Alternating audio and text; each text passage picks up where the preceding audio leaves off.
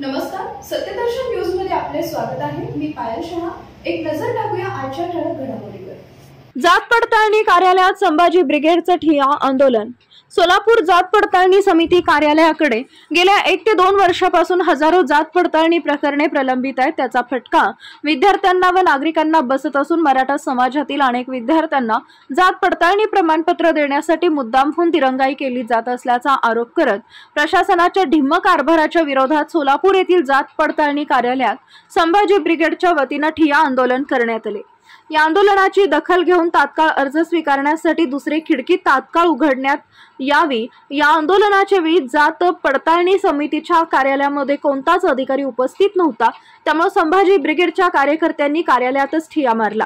यावेळी जात पडताळणी समितीचे उपाध्यक्ष रवींद्र कदम पाटील साहेब यांनी संभाजी ब्रिगेडशी भ्रमणध्वनीवरून संपर्क साधून लवकरात लवकर युद्ध पातळीवर जात प्रमाणपत्र पडताळणीची कामे करू असं आश्वासन दिले।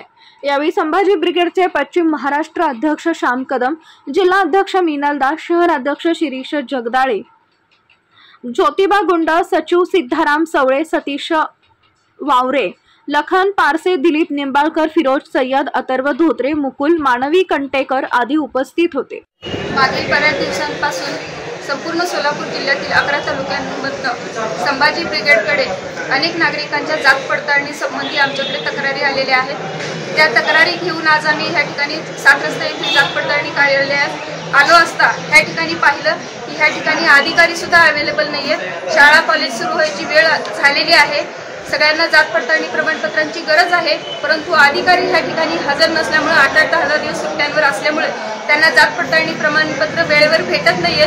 त्यानंतर इथे आले असता अनेक नागरिकांनी आमच्याकडे तक्रार केली की त्यांना मोडी लिपी वाचनासाठी 1200 रुपये खर्च येत आहे। त्यानंतर विद्यार्थ्यांना सुद्धा सेल्फ अटेस्टेड शासनाने निर्गमित केलेलं आहे की सेल्फ अटेस्टेड कागदपत्र असेल तरी सुद्धा चालेल, परंतु ह्या ठिकाणी अनधिकृतपणे त्यांना बॉन्डची सक्ती करण्यात येत आहे।